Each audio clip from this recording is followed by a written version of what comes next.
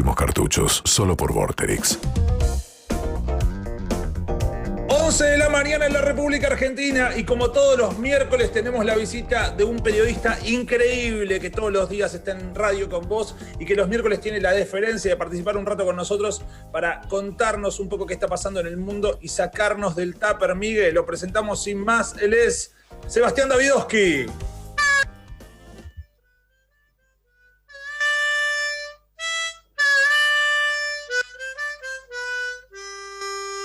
Bueno, y basta, listo. Mírenla,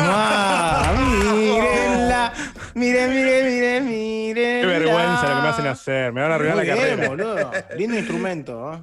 Es hermoso. Sí. No puedo creer que Lucas Friedman no le guste la armónica. Es como. Lucas Friedman desprecia todo lo que queda fuera de su alcance. Envidia a Huosito, envidia a los armoniquistas, envidia a Martín Reich porque su podcast es más escuchado que el que hizo él con Nicole Sevicki. Es terrible la ferocidad con la que desprecia todo.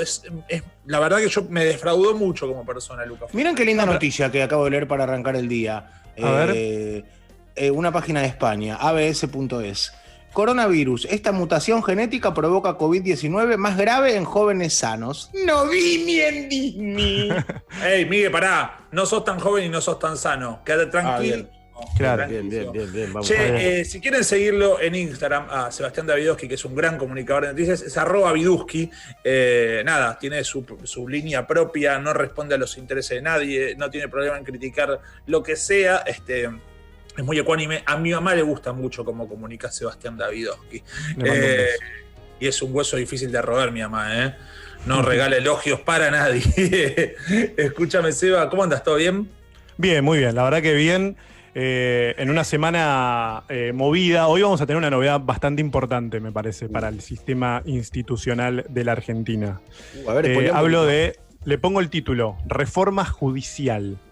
Reforma Judicial es el título, que me parece que para entenderla bien, lo que hay que hacer primero habrá que ver el proyecto, por supuesto, pero ya hay algunos lineamientos interesantes para que empecemos a ver.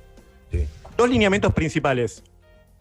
Uno tiene que ver con diluir el poder de los jueces federales de Comodoro Pi, que son básicamente esos 12 jueces federales, hoy en realidad son 9, porque tenés 3 juzgados que están vacíos y que todavía no fueron reemplazados, pero que son los juzgados encargados de las causas de corrupción de los funcionarios, ¿no? Para que se den una idea de la importancia de los juzgados federales.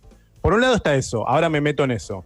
Y por otro lado tenés un consejo, que es un consejo para el afianzamiento de la justicia, se llama así, que lo va a presentar hoy Alberto Fernández, que va a tener 90 días para dar ciertas recomendaciones importantes en materia judicial.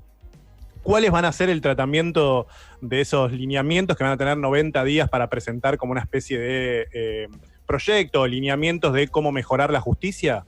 Bueno, empiezo con el primero. Corte Suprema de Justicia. ¿Qué se va a hablar en ese consejo? Bueno, se van a hablar 2 tópicos muy importantes. Uno tiene que ver con la ampliación de la cantidad de miembros de la Corte. Ustedes saben que hoy son 5 los miembros de la Corte Suprema de Justicia y una de las ideas que anda circulando es que se amplíe el número. ¿A cuánto? Algunos hablan de 9, otros hablan de 12. Depende con quién del Consejo Asesor también empieces a hablar o empieces a ver, ¿no? Porque ahí tenés, a ver, si bien tenés mayoría son todos realmente los que conforman el Consejo Asesor, y esto dicho por todos, realmente lo lees en Clarín, lo lees en Página 12, lo lees en Ámbito Financiero, lo lees en La Nación. Se habla mucho del prestigio de quienes conforman este Consejo Asesor. Son 11 personas. Es cierto que hay una mayoría de gente que está alineada ideológicamente, si querés, con el peronismo, y ahí tenés un personaje, si querés, de los más cuestionados dentro de este Consejo Asesor, que se llama Carlos Beraldi, que es nada más ni nada menos que el abogado de Cristina Fernández de Kirchner. ¿Qué es lo que va a hacer este Consejo Asesor? Bueno, presentar propuestas para ver si es que se modifica la composición de la Corte Suprema, si es que se amplía ese número. Y el otro tiene que ver con el funcionamiento de la Corte Suprema. ¿Por qué? Porque lo que dicen, ya lo vienen diciendo, le dijo ayer Carlos Arslanian, que es otro miembro de este Consejo Asesor, es que, bueno, caen demasiados expedientes como recursos extraordinarios ante la Corte y que la Corte, así como está, digamos, no puede seguir funcionando porque tiene demasiadas cosas que resolver y tiene pocos miembros o tiene demasiadas tareas para el rol importante institucional que cumple. Entonces, bueno, ahí está, si querés, el primer detalle importante de una de las cosas que va a tratar este Consejo Asesor. ¿Qué empezó a pasar? A ver, si querés, ahí tenés ya la connotación política. Este Consejo Asesor va a tratar el tema de la Corte Suprema. ¿Era realmente una de las ideas de Alberto Fernández tratar la modificación de la Corte Suprema, ya sea tanto en cantidad de miembros o en su funcionamiento? Bueno, esto no lo van a decir públicamente, pero la verdad que no lo era. Era más una idea, o es una idea más de Cristina Fernández de Kirchner, que es la vicepresidenta de la Nación, quien cree que hay que hacer una reforma en la Corte Suprema de Justicia de la Nación. Ayer hubo un comunicado de la oposición, de Juntos por el Cambio, diciendo que, bueno, que no iba a avalar esta parte de la reforma judicial, o sea, que no iba a avalar una ampliación de la Corte Suprema, ni tampoco sus nombramientos. Y acá te hago un paréntesis importante. ¿Por qué es importante esto? Porque una cosa es que vos digas de repente, digamos, que sanciones una ley en la cual vos digas desde el Congreso que la Corte Suprema, en vez de tener 5 miembros, va a tener 9, va a tener 12 o va a tener 20, como, digamos, los más audaces dicen 20. Y otra es que vos después tengas que votar a los jueces que van a componer esa Corte Suprema. Y para votar a esos jueces que van a integrar la Corte Suprema, necesitas 2/3 de la votación. Por lo cual, es muy difícil que si vos no generás algún tipo de consenso para ampliar la Corte Suprema de Justicia, que logres después que sean votados los jueces que vos proponés para que integren o que completen ese tribunal. Por lo cual, ahí viene una disputa política, bueno, bastante importante que vamos a ver cómo se resuelve, pero bueno, ese es uno de los ejes de este Consejo Asesor. Lo otro es ver el tema del Consejo de la Magistratura. ¿Qué es el Consejo de la Magistratura? Te lo resumo en 2 palabras. Es el organismo que lo integran desde mayorías legislativas, abogados, etcétera, que lo que hace es seleccionar y hacer sanciones o sancionar a los jueces por mal desempeño, ¿no? Es como el organismo que de alguna manera designa jueces y a la vez los sanciona en caso de un mal cumplimiento de sus funciones. Otro de los tratamientos que va a tener este Consejo Asesor y que va a tener 90 días va a ser el tema del Consejo de la Magistratura. Después hay otras cosas, pero bueno, por acá hay un eje en el cual parece no haber consenso, ¿no? Como estos 2 ejes grandes que les digo, uno, licuar el poder de los jueces de Comodoro Pi, y por otro, el tema de este Consejo Asesor que va a proponer cambios en la Corte Suprema, cambios en el Consejo de la Magistratura y después, bueno, algunas cosas que tienen que ver con juicio por jurados, reformas en el Ministerio Público, etcétera. Pero bueno, eso lo dejo para un costadito. Martín. ¿Te puedo hacer preguntas? Claro. Digo, es un tema que desconozco profundamente. Me puedo acordar de distintas cosas. Digo, cuando asumió Macri, intentó nombrar por decreto a Rosati y a Rosenkrantz. Esto también provocó un repudio de la oposición, también como últimos nombramientos de la Corte Suprema. También veníamos del kirchnerismo, que había intentado hacer una reforma judicial y habían intentado que Fike se jubile, se retire, y había resistido y la oposición lo había bancado. Pero después en el macrismo, Jailon de Nolasco también se fue, ¿no?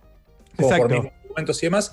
Pero hace mucho tiempo atrás leí una nota, te estoy hablando de no sé, última etapa del kirchnerismo, una nota que decía que el kirchnerismo había tenido un acierto en la justicia, que había sido la Corte Suprema, que se creó en la presidencia de Néstor, pero que después... Sí, que se modificó, claro.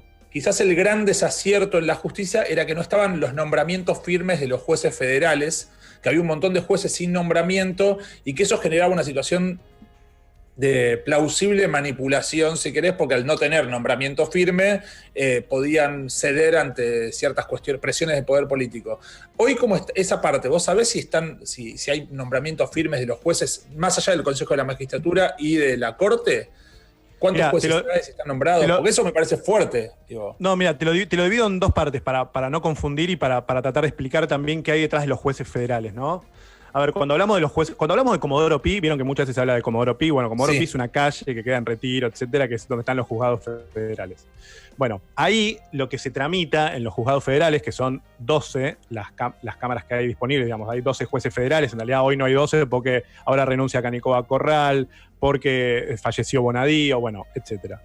Bueno, ahí vos tenés 12 jueces federales que son los que se encargan de casos de corrupción de funcionarios, que son las causas más sensibles. En general, cuando vemos, no sé, a Cristina Fernández de Kirchner ahora sentada o procesada en 11 causas, que son las que lo procesó Claudio Bonadío, el juez que falleció, pero que, digamos, fue especialista también en procesar a Cristina Fernández de Kirchner. O cuando ves, por ejemplo, que ahora procesan a Guillermo Dietrich, que es ministro de Transporte, que fue ministro de Transporte de Mauricio Macri por la causa de los peajes, que ahora si quieren se las repaso brevemente.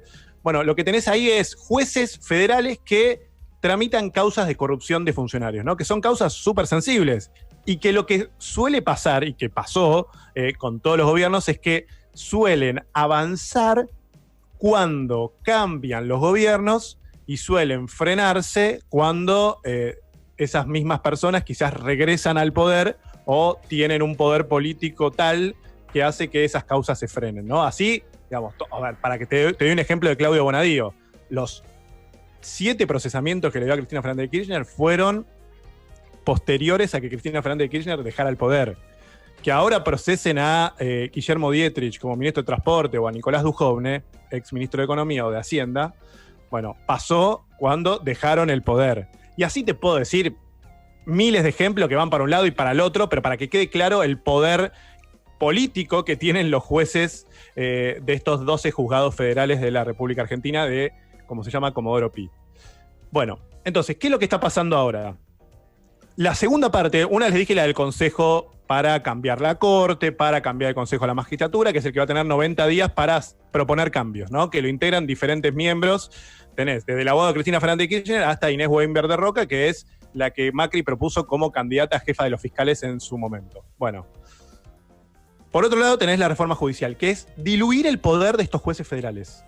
¿Qué ven? O sea, ¿qué ven un poco del gobierno o qué ven de la justicia? Porque ahí tenés también a su ministra de Justicia, que es Marcela Lozardo, que es una de las que firma, o a Gustavo Vélez, que en su momento fue separado cuando quiso diluir el poder de las agencias de inteligencia y fue despedido del gobierno en 2006, o a Vilma Ibarra, que son funcionarios muy cercanos al albertismo, ¿no? A Alberto Fernández, que lo que quieren justamente es diluir el poder de los jueces federales. Para eso, lo que hacen es justamente unir diferentes juzgados, o sea, fusionar con otros fueros, con otros juzgados, y hacer que en vez de que haya 12, pasen a haber 46 juzgados en total federales, que van a tramitar estas causas de corrupción, pero que no va a estar, como le dicen eso, en un oligopolio o manejado por muy pocas personas que van, digamos, concentrando poder y que van manejando las causas judiciales en base a los tiempos políticos, como les decía recién, en 2 ejemplos que son muy visuales, ¿no? Uno contra exfuncionarios de Juntos por el Cambio y otro contra funcionarios del kirchnerismo.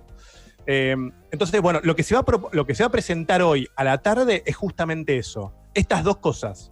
Por un lado, diluir el poder de los jueces federales, una propuesta para que haya más jueces federales que tramiten causa de corrupción y que a la vez no sean los jueces los que investiguen, sino que sean los fiscales, que es algo que ya viene pasando en otras provincias. Y por otro lado, la presentación de este consejo asesor, que es lo que genera más polémica hoy. Genera más polémica porque ahí vos lo que tenés es a la oposición diciéndote, aunque me saques por ley que va a haber más jueces de la Corte, yo no te voy a votar a los jueces de la Corte en el Congreso y sin los 2/3 vos no podés nombrar a nuevos jueces. Y ahí tenés también la discusión sobre, más allá de que realmente desde diferentes ámbitos te dicen estos jueces realmente tienen el suficiente prestigio para ser miembros de este comité, lo otro que tenés es la polémica de por qué sería el momento para la ampliación de la Corte Suprema y obviamente también ahí está la cuestión política de si es un proyecto de Alberto Fernández, si es más un impulso de Cristina Fernández de Kirchner, que es lo que todos por lo bajo te dicen obviamente, y por qué este sería el momento.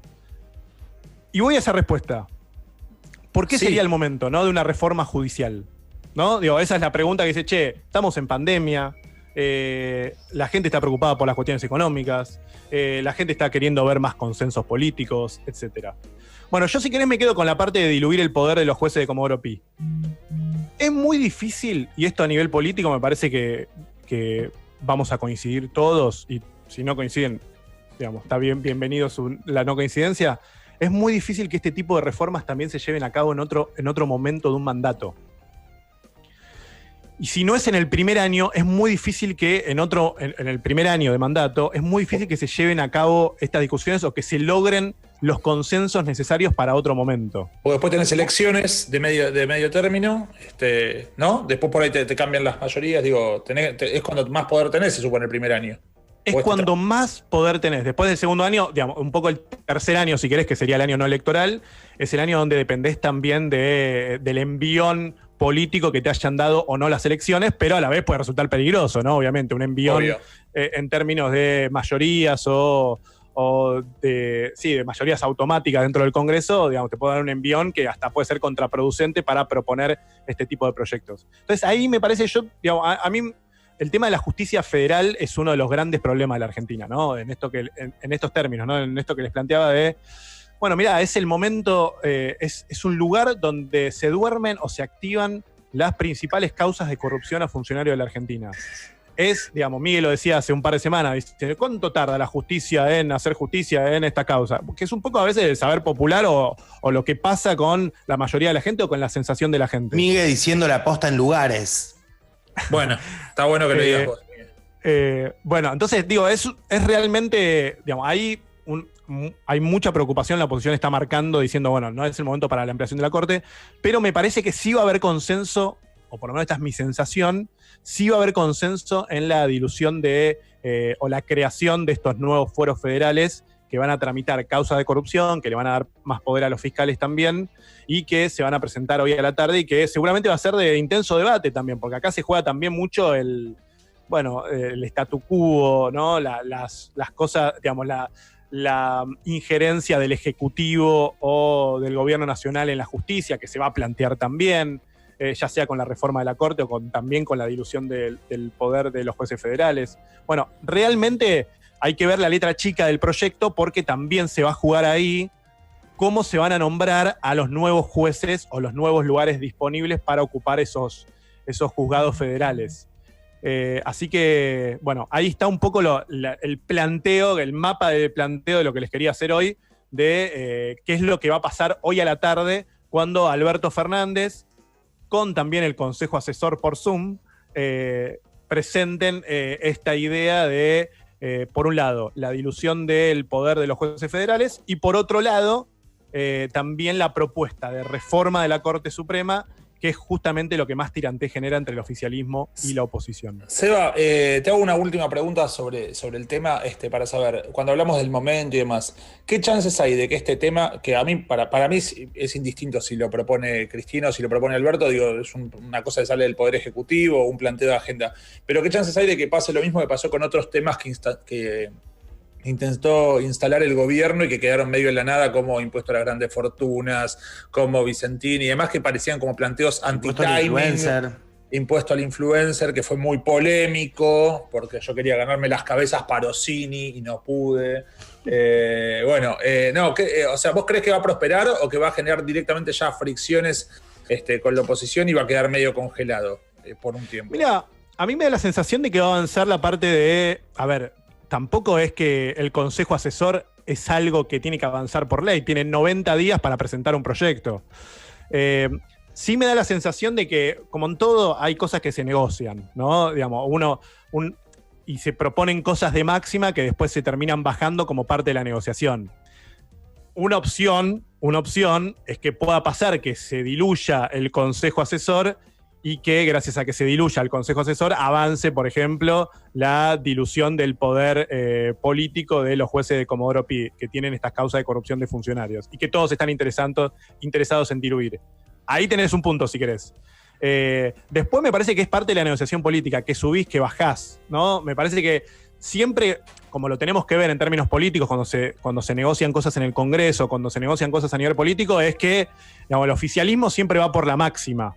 Después termina utilizando esas cosas que pone de máxima para negociar y para decir, bueno, está bien, yo te bajo esto, pero esto que es lo que considero más importante o esto es lo que más bola le quiero dar, bueno, con esto avancemos, dale. Porque todos los gritos que escuchamos, digamos, por lo bajo, los legisladores se juntan, los diputados se juntan, los senadores se juntan, se llaman por teléfono los funcionarios entre oficialismo y oposición y ¿Se mandan negocian. emojis? ¿Se mandan emojis? No sé si tanto, pero sí. Fotobombitas se mandan. Fotobombita. Pero bueno, lo que quiero decir es que hay una negociación, ¿viste? Nosotros lo vemos siempre como muy binario todo, y decimos, bueno, pará, este se opone, este está a favor, no sé qué, pero en general lo que hay es negociación. Lo vimos, por ejemplo, ayer salió la moratoria, ¿no? Que entre otras cosas dispone de no sanciones para aquellos que hayan dejado de pagar. En realidad, ayer salió el dictamen, recién se va a tratar el viernes. Entonces ahí lo que ves es que el oficialismo propone una cosa, la oposición le dice, bueno, pero también premiemos a los que pagaron los impuestos, ¿no? Démosle un beneficio a los que pagaron. Entonces el oficialismo le dice, bueno, pero yo te dejo a las empresas que quebraron, entre las que se incluyen algunas empresas que, digamos, la oposición decía, bueno, pero si vos incluís en la moratoria a las empresas que quebraron, como, no sé, Cristóbal López o Lázaro Báez, lo que fuera, le estás dando el poder de que solucionen las deudas y que vuelvan a funcionar. Bueno, ahí la oposición dice, bueno, yo te acepto, pero vos incluíme que haya un beneficio para los que pagaron. Es un intercambio de figuritas. Y bueno, sí, exacto. Hay una negociación. Me parece que hay que verlo en términos de negociación política, donde cada uno entrega algo para que se llegue a los consensos. Ojalá, y yendo a tu pregunta, acá haya consenso, porque sí hay algo del momento que lo hace mucho más delicado, que es el contexto económico, el contexto psicosocial. Ya lo vimos, por ejemplo, con lo que pasó con Vicentín, las reacciones que hubo con el tema Vicentín. Ojalá que haya consensos, que se explique bien, ¿no? La letra chica, cómo se van a nombrar esos jueces, qué cosas van a proponer para la reforma de la Corte, para la reforma del Consejo de la Magistratura, porque sin duda el momento hace que todo sea un poco más delicado y mucho más sensible. Y el momento sí te pide que tengas consensos para poder sacar este tipo de leyes tan importantes como lo es una reforma judicial. Seba, ¿lo podés cerrar con una tocadita de armónica más y ahí cerramos con un moño el bloque, por favor? Que me parece que abrimos así, estaría bueno con Mírenla. Puede ser Mírenla o pues ¿solo sabes Mírenla? Solo sé Mírenla. ¡Ay, qué loser! Es como el que solo toca cerca de la revolución en la guitarra. Bueno, Mírenla, entonces. Che, ¿quieren Mírenla? Sí, Mírenla, dale, mirá. Vamos con Mírenla, @Viduski, Sebastián Davidowski, armónica. No se escucha. Y ahí se fue de vuelta. Ahí está, eso es todo, chicos. Gracias, llévatelo.